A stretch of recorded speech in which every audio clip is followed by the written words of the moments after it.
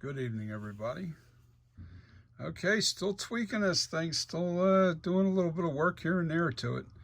I had to change this cheek. If you look at old videos, you'll see that if you put them side by side, you'll see what I did here. I had to fill in some of this. This was way too deep down into here. The deep crevice here, it was way down in here. I found that this starts to make the turn. It has to be dead even with this side, and that means right about mid-lip, right across the top of the lip here is, right about mid-lip right here, and that's where that falls in. But basically, the reason why I fixed this again is because of finding something in a different angle of a photograph or a mask. I'm looking at all different masks that are made, including the TOTS 78. And the one thing I will not change is my eyes. I will not change those eyes or the eyebrows. The eyebrows and the eyes, I've got it nailed. Everything else, it's, flexible. I can get everything. I want to get it as close as possible. But I will not change those eyes. That really says Michael Myers to me. So that's pretty much what I'm doing. And as a matter of fact, I was looking at. I'll show you. This is a TOTS Halloween. This is a TOTS Michael Myers. I'm trying to remember who put this up. Oh, I'd have to look at it. Yeah, this is an overhaul by Simon Brandolino. Yeah, I think that's what it says right up there. Brandolino. It was an overhaul. They repainted it to make it look good. This was a TOTS 78. But what I'm noticing is, like, the things I changed here is this cheek right here. See this? See that? The way that looks right there? All right, and that's what I did. I checked that. It's only because there's so little available as far as the actual mask in pictures. Really tough to do this. Now this guy did this. I'm sorry, his name escapes me. Who did this TOTS 78. I'm telling you, this mask is really good. It looks great. I just don't like the eyes as much as I like my eyes. So I guess if we're going to make a change, the eyes have it. So I just think that the eyes give it just such more character in this, in my sculpture. Gives it a lot more character, a little more evilness to it. This is a dead stare. I'll go along with that. But I've seen pictures of the original mask where it looked a little more evil. And I think the problem is it depends on who wears it. Nick Castle wears it. It's elongated. It's a stretched out. It's elongated, and I think that also causes the twist in the nose.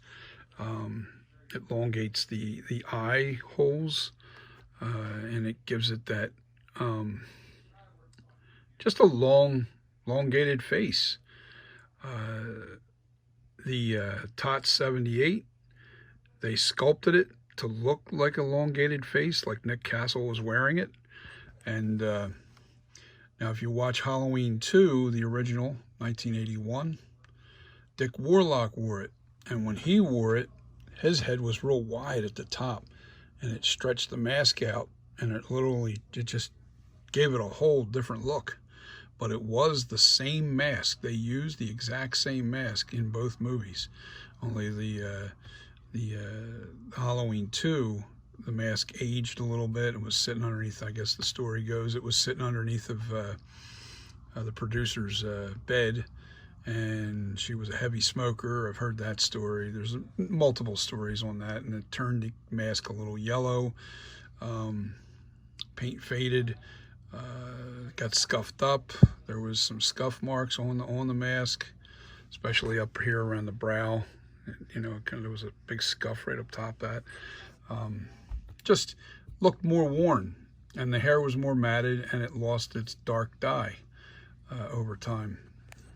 But basically, there's another feature that I noticed in this mask here, and I also seen it in one of the original in the original pictures of the original movie.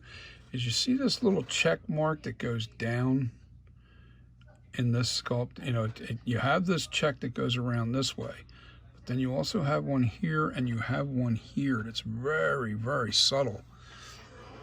Well, I didn't do that in my original sculpture, but it's there now. You can see it. It's very subtle. It'll show up with lighting. You know, I definitely did it. It's there. So with that being said, you know, this is probably as close to finished as possible. I'm digging the way it looks.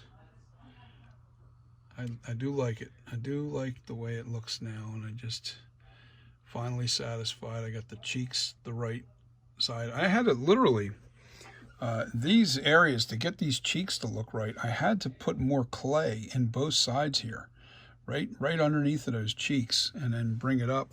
That's what I did here.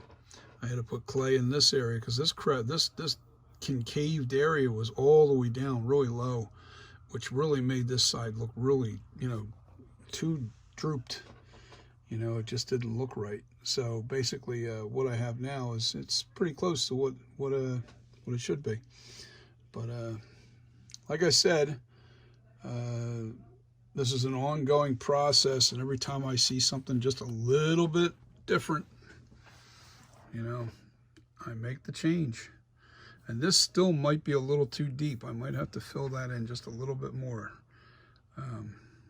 But yeah, just trying to make it pretty accurate. And you know, this is going to be something I'm looking forward to seeing how well this does on the on eBay once I make a mold and then make a mask.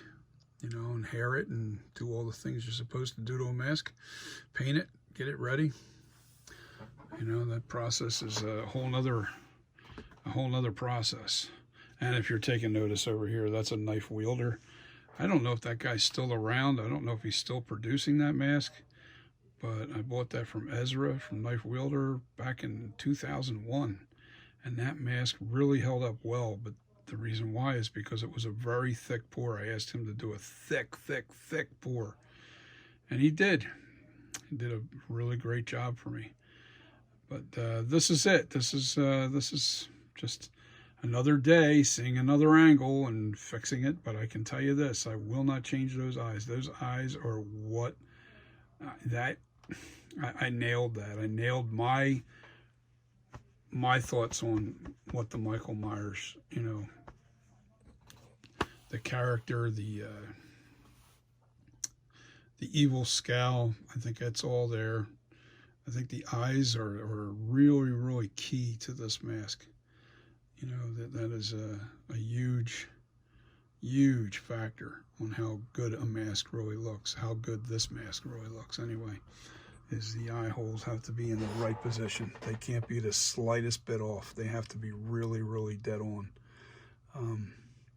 The slightest little bit of change in the eye cutouts, and you change the entire look of the mask. You really do. It's crazy. I've never seen anything like it in my life.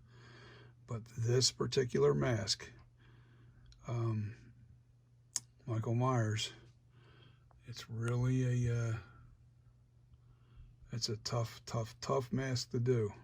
If you have if you have some really good pictures and you're a good sculptor, go for it. But I'm telling you right now, you're going to spend some time. You're going to spend a lot of time perfecting this mask. So it's an ongoing process. And I am going to keep going until I have got this thing perfect. I mean perfect. I want it as perfect as I can possibly make it, and it has to be to what I really want. I don't want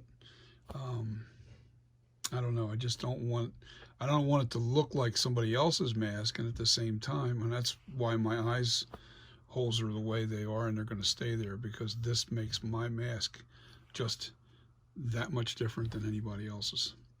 So what you think, let me know.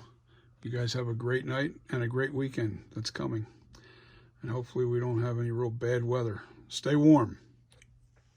Peace.